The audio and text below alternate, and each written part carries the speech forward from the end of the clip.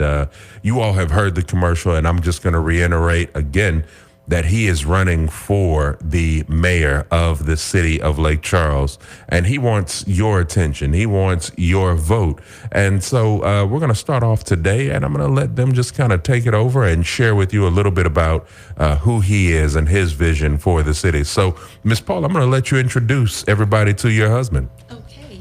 Hello, everyone, and welcome to Meet the Mayoral Candidate of Lake Charles, my husband, Marshall Simien Jr.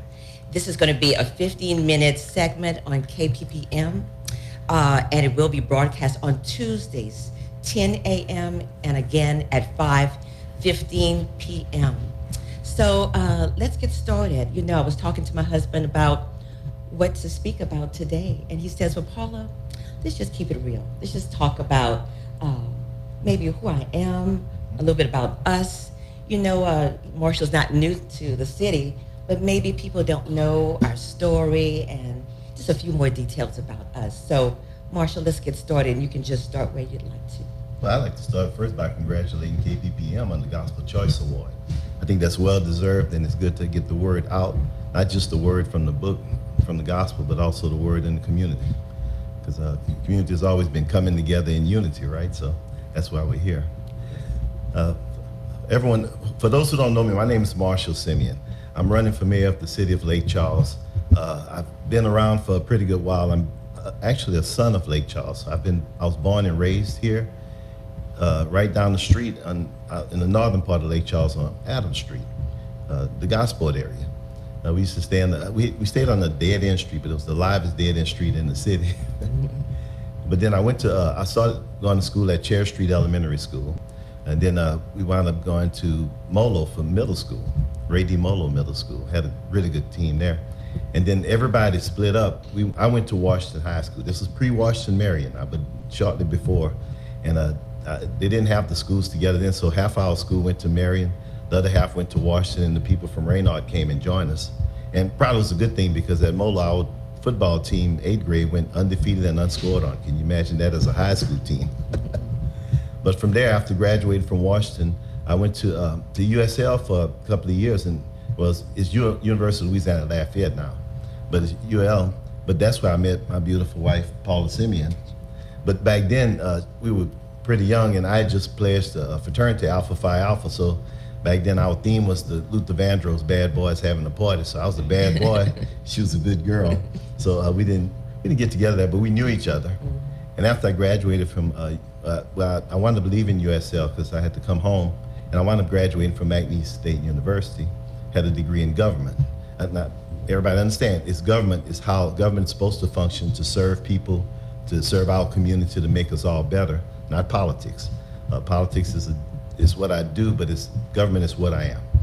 And from there, once I graduated from McNeese, I took a year off, went to Houston, and then I wound up going to LSU's law school. So I graduated from law school at LSU at a time where we had some pretty good distinguished alumni that went to school with us. For instance, one of my good friend, our Judge Sharon Wilson, who's on the Third Circuit, she was one of my classmates.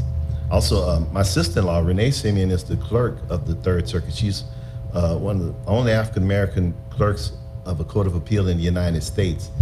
She's there, and Renee was a classmate of mine. I told her, I said, look, I need to introduce you to a really good guy. So I introduced her to my brother, and the rest is history. They got married. But from there, I left and went to, Paula was in, now I met Paula when I was in law school, because she was in grad school at LSU getting a PhD in psychology. So I was in the bookstore, I remember that. That's right. And I passed by and I said, I saw you, and I said, this may sound like the oldest line in the book, but haven't we met somewhere before? Yes, you sure did. And you said, we met at USL. So and everybody, I got to tell you, it was a bolt of lightning. I just fell head, line, and sinker for this lady, you know? So she's a doctor of psychology. We wound up getting married after we both finished school. She married me pretty much because nobody in psychology could figure me out. But then we wound up, yeah. So we wound up moving to New Orleans, and I stayed in Houston for a while, so I wanted to go back to Houston, but I wound up coming to New Orleans because she had gotten out the year before and was working at Children's Hospital. So I went and had to change all my plans and say, well, let's go stay in New Orleans. And I went from having no job, because that's a tough time to start looking in your senior year, to getting 2 jobs in the same day. So the first, that morning I was interviewing with a judge. Her name is Burnett Johnson. If any of you don't know who she is, Burnett Johnson wound up becoming a justice on our Louisiana Supreme Court, and she became the first African-American Chief Justice of the Louisiana Supreme Court. So she hired me that morning when I interviewed with her. Then I had another interview already scheduled that day with a firm called Middleburg, Riddle, and Gianna. And when I went and interviewed with them that evening, just to keep the interview, they offered me a job too. And I told them, I said, well, I'm sorry, y'all, I really want to work at your firm, but I already took a job with Judge Johnson. They said, that's perfect. They said, you can work for the judge and you can clerk with us. So I went from having no jobs to 2 jobs in one day. Pretty good. Yeah, that's the test of perseverance. But we stayed in New Orleans for what? Almost 10 years. Yeah, about 10 years. We lived in Kenner. We lived in Mandeville. We did that commute, but we were young and having fun. We had our first child there, Marshall, the third. We also had a second child there, August. But we left when August was about 5 weeks old. Yeah, August was born in July, but we named him August. My grandfather's name was August. So, but she's right. We were living in New Orleans. I became a partner in the Middleburg firm. We did a lot of, it was a big firm, had about 50 lawyers head offices between New Orleans and Dallas. We did a lot of work for really Fortune 500 companies. So my background when I first started was the clerk in the courts, because I wanted to learn how to navigate the court system. But also we did a lot of work in business. So throughout my career, I've represented businesses, and along the way I also represent families. So while we were there, my father, who we were very, very close, there's 5 of us children, he was diagnosed with cancer. And so we were going back and forth to MD Anderson. So I was driving from New Orleans to Lake Charles, and we were going on to MD Anderson. And that was a lot, because that's a 5-hour drive altogether. But you do what you got to do for family, right? And my father and I were very close. All of us are very close. So it wasn't a time to go and just say, let's go get treated. It was a time of family. So we really had an enjoyable experience. Well, they wound up getting his cancer into remission, but the doctor said because he was so young, he was only 53 when he was first diagnosed, they wanted to put him in a study to see if it would come back. And sure enough, 2 years later, it did come back. So we were in New Orleans in our home, brand new home, and I'm getting ready to start my routine again of going back here. And Paula told me, she looked at me and said, if we weren't here, I said something, we were in bed reading a book, and I looked over to the left and I said, Marsha, I said, if we weren't here, what would you miss about this place? He was a partner in the law firm. Our business was great in Mandeville. I transitioned to Mandeville because the commute was too long to pick up my child at the end of the day at 6 o'clock. I couldn't get across the causeway to get to him for 6 o'clock. So I had my contracts. We had other lands to build upon if we wanted to. And he looked at me and he said, nothing. Nothing. And I said, you nothing? understand, Paula had told me a while back, she said, look, if you try to move me to Lake Charles, we're going to have some problems. And here I'm sitting there, and she said, if we left New Orleans today, what would we miss that we couldn't come back and visit? I almost fell out of bed. I said, nothing. Nothing. So she said, why are we here? So the next day, we started looking into coming back to Lake Charles. Yeah. It was about finding a school for my child. Episcopal Day School is where my kids went to school. Once we got that settled, I called a psychology practice, not to get a job, but just to introduce myself to the community. And they said, how did you know? I said, how did you know what? And they just offered me a position. It was a blessing. And so I moved first, Marsha moved some months later, and that's how it all began. We left everything truly and started again. Yeah, Paula literally carried us over, because I had to, basically what I did was, I basically started my whole law practice all over again. I remember when we decided to move, the next day I had a meeting with the partners. We have this semi-annual meeting where all 50 partners come in, and they're all masters of the universe, carving up the world. And at the end I told them, I said, okay, well, here we go. Who wants to buy my partnership position? Because I'm leaving. And they were like, wait, Marshall, we didn't realize you weren't happy over here with us. I said, no, it's not that. I'm very happy. I'm just here because I have to go home to be with my family. My father's ill. So they said, wait a minute, don't y'all have a new house? I said, yeah. They said, don't you have a brand new baby? At the time, I said, yeah, he's only 2 weeks old. And when I left out the room, they were literally on the floor laughing, but they didn't understand that, what we do, you do what you have to do. And this is family, this is my father. He was 53 years old. He had worked at the plants. I never had a lot of time with him because he was always working or out and whatever else. So I wanted to spend some quality time with him. And so they were on the floor laughing, but my clients, when I got back to my office, the clients would call me and say, Marshall, we didn't know you were leaving. I said, well, ethically, I couldn't tell you I was leaving until I told them. But they had already called, and God puts you in a very special place when you do the right things for the right reasons. And I remember they wrote letters to my firm saying, dear Mr. Middleberg, dear Mr. Gianna, as you know, we don't hire lawyers, law firms, we hire lawyers. We don't know you, we know Marshall, so kindly package all our work and send it with him. And that was the blessing, Yes. Because I literally had to start all over. Paula went work for the psychology clinic, and we had to really just start over. And I promised myself from that time that I would always work for myself. When I was at the firm, even becoming a partner, a lot of people wanted to become partners, so they hung around the partners. I stayed around the office manager because I said, I want to figure out how do you run one of these things. And so we came, and then the kids came, we transitioned, and I was blessed because we got to spend an additional 20 years with my dad before he transitioned, before God called him home. We made such a quick transition that we lived with Marshall's parents for me, it was a good year and a half. They just opened their home and we lived with them, and we still paid Mandeville. We still had the house for 3 or 4 years. We still had it. So we paid Mandeville, paid here.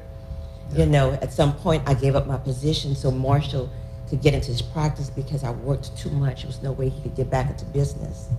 And I know we're doing 15-minute segments, so I just wanted to introduce myself, let people know where I come from, how did I leave from North Lake Charles, and then circle back around and come back because, I always wanted to stay close by my family. I do want to say one thing. I thought about this. What was that attraction to Marshall? I was mid-20s, so I'm really mature. I think I always have been, but more mature than me, that's for sure. But I liked his motivation, his determination, his ability. He was a fighter. He didn't go to. He was the first in his family to finish college. The first to go to grad school. Law school, grad school. He didn't have much resources. I'm talking about monies to get through, food. I'm talking about the basic necessities. Didn't have a furnished apartment. And for some people that might not be attractive, but to me that was very attractive because he was fighting for what he felt his position would be in life. And he did it in joy, in strength, and it was something that I could truly learn from. And so we were on that same wavelength. We were both in school. It just all kind of worked out like that. So he was always a fighter, and in adversity, he weathered the storm. And if any of you know my wife, I got the better end of that deal anyway. but when God created man, he looked at man and said, he had created everything else and said, it's good. But with man, he didn't say that. And he looked at man and said, man was not meant to live alone. So he put him to deep sleep and brought out, some people say woman, but it wasn't woman. In the true text of the Bible, it talks about a helper. And the helper is the person that you help each other because you have to achieve a single place. That's why the Bible says when 2 or more gather, so is God in our presence, because he wants you to be with your helper to get the total blessing. And so when Paula came into my life, I immediately knew not only is she a beautiful woman, very talented, very smart, but I knew that the way she approached me and the way we were with each other, we actually made each other better. So the transition was easier. And when I came into town, I saw a different Lake Charles than I had seen when I left. You know, it's amazing when you leave your home and you go and see what so much that has been done with so much less. You come back and realize, wow, we're in a good place. And when we came back, 1999, for Marshall coming back, I'm from Lafayette, 99, we were with Marshall's parents, and Marshall's mom found a paper that he had written in school at McNeese. It was yellow. It was, old paper, but it said in the paper, it talked about his passion for law, that he knew he would have to go away to study, but one day he would want to come back and be a part of the community and the city. And so we knew that what we had done, as hard as that was, to truly just drop everything and come, would in time be fruitful, because we saw it as God's assignment. So right now, I'm a candidate for mayor. Some people call it a campaign. I call it an assignment, because that's an ultimate goal that has to be done. And I look forward to talking to you more about it as we go. So until next Tuesday, 10 a.m., 5:15 p.m., God bless you, keep you. God bless you. All right, friends. I want to, real quickly, I know y'all hear me do this at the end of so many segments when I have folks in, but I want to kind of just reiterate. Maybe you were listening to Mr. Marshall Simien and his wife, and you kind of were looking for some of your bullet points to take away from this. And let me just share with you what I got out of this. First off, I don't know if you caught that there at the end, but Mr. Marshall Simien, and he said it throughout, but in particular, he was able to share with you from the Word of God. That let me know that he's a man of faith. Not only is he a man of faith, but he is a family-oriented man. All right, you see, he's joined here today by his support, his help system, his wife, Miss Paula, and so he's family-oriented. And then also, I heard in there that he is a hard-working man. Yeah, and he worked his way, through college. He worked even after that and got to the top of that law firm, and then was not afraid to start all over again, which brings me to the next thing that I learned about Mr. Marshall Simien. He is a man of perseverance. All right, he's persevered through, having to start over, and then we all went through the hurricanes. He was here during Katrina and all of that, but then also he had a storm in his life of dealing with his father who had cancer and driving back and forth, and he persevered through all of that. And then he is a man of principle. I don't know if you caught that in the story where he was talking about how he did things in order. Us church folks, we have a saying, God likes things decent and in order. And he went to the law firm, let them know he was leaving, and then, because he did things in order, his client said, we're following you wherever you go. So I want to encourage you, if you were looking for your key takeaways, those are some of the things that I heard. Now, there's more in there, of course, but those are some of the things that I heard that I wanted to just make sure we iterated. And so, Mr. Marshall Simien, before we completely close out, someone who's listening today, they may want to, support the campaign, or they may want to get a yard sign, or however, how can they contact, how can they send their support or email or anything of that nature? Well, we have a Facebook page, Elect Marshall Simien, that you can go on that and send messages, and we'll get those. We also have a website, and it has the platform and everything else. It's www.simienformayor.com.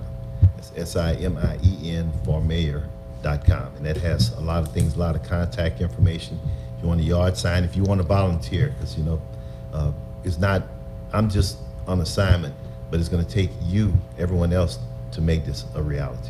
Absolutely. And that is Simien, FOR, mayor, correct? That's Not right. the number. Okay. FOR. I just want to, sometimes they do the number. So again, that website is Simien for mayor, or go on Facebook, elect Marshall Simien on Facebook.